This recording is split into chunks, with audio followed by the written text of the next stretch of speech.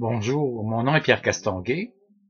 Je suis citoyen, je suis conseiller en droit au niveau de la santé mentale. Et je vais vous faire part de mon impression qui est semblable à celle que j'ai habituellement aussi lorsque je fais des visites à l'hôpital ou rencontrer les gens qui sont en garde dans l'établissement, qui sont en cure fermée dans nos hôpitaux à cause d'un problème de santé mentale.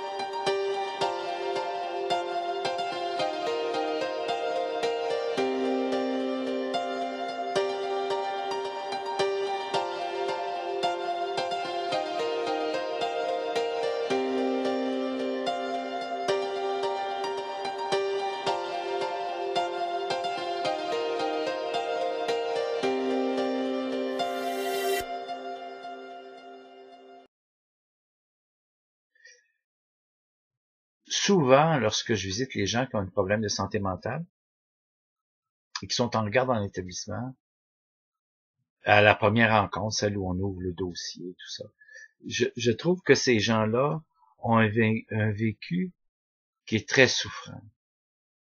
Aujourd'hui, j'ai été très touché parce qu'il y avait une personne que je connaissais bien, que j'ai retrouvée là, et une autre que je connais assez bien aussi, parce qu'il s'agit d'un jeune qui est revenu plusieurs fois. Et j'aimerais vous faire part de l'émotion, l'émotion qui était présente lors de cette rencontre-là, pour vous sensibiliser à l'importance d'exiger de nos gouvernements qu'ils mettent plus d'argent en santé mentale. Je vous rappelle qu'un Québécois sur 5 va souffrir un jour de problématiques de santé mentale et que c'est souvent des gens qui souffrent énormément. Juste vous décrire un peu l'ambiance d'une rencontre.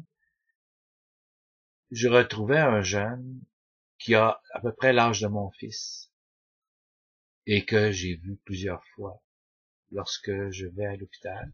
J'allais pour une autre personne, mais il m'a intercepté en me disant « Monsieur Castonguay, je suis revenu, j'aimerais ça vous voir. » Et évidemment, j'ai réouvert son dossier, tout ça. Et j'avais devant moi un grand garçon, un beau bonhomme, jeune, en forme, qui pleurait des torrents de larmes. C'est rare qu'on voit pleurer des gens aussi intensément que ça. Ça bouillonnait de larmes, des longs cils, puis au bout des cils s'amalgamaient de grosses gouttes de larmes. Et ça m'étonnait parce que habituellement les larmes c'est plutôt blond, on les voit glisser sur les joues. Là c'était rond comme des billes et ça descendait des cils et ça tombait un peu comme l'impression qu'on a d'un pommeau de douche. Ça bouillonnait de larmes. Et il me disait, moi je voudrais être un père un jour. Avec ma maladie mentale, qui va vouloir m'avoir comme mari? Qui va vouloir que je devienne le père de ses enfants? Et comme je touche seulement de l'aide sociale, qui va vouloir marier un gars qui est sur l'aide sociale? Et je trouvais ça triste et très émouvant de voir ce grand garçon prendre sa tête entre ses mains et ces torrents de larmes qui dégoulinaient comme ça. Et il s'essuyait avec sa jaquette d'hôpital et ça rebouillonnait encore. Et je me disais, ce serait important que nous conscientisions tous nos gouvernements à mettre plus de sous dans le domaine de la santé mentale et à faire sortir ces gens-là des impasses dans lesquelles ils se trouvent. Si vous aviez vu on allait dire cet enfant-là, c'est parce qu'il a l'âge de mon fils, ce grand garçon-là, dans sa tristesse, dans une forme de souffrance aiguë, très, très souffrant, très, très souffrant. On voyait que c'était aussi souffrant qu'une cassure d'un os. Vous comprendriez comment c'est important d'investir dans le domaine de la santé mentale pour que des jeunes, comme le jeune que j'ai visité encore ce soir, puissent avoir un avenir malgré les handicaps que créent certaines maladies mentales.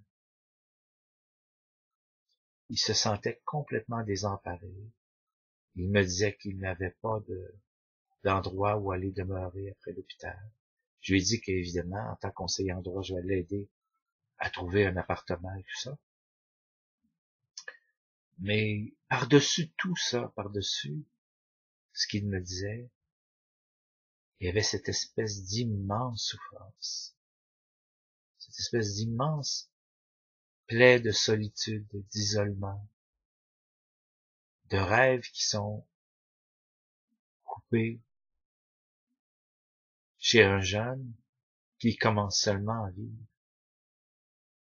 Il me disait, j'aimerais ça avoir des enfants un jour, avoir une épouse, une maison, une auto. Et je pourrais jamais avoir rien de ça, parce que j'ai une maladie mentale. Ça fait 3 fois que je reviens à l'hôpital. Et je trouvais que c'était déchirant de l'entendre. Qu'est-ce qu'on peut faire pour nos jeunes qui sont vraiment attaqués par ces passages de souffrance, des torrents de larmes, des bouillonnements de pleurs.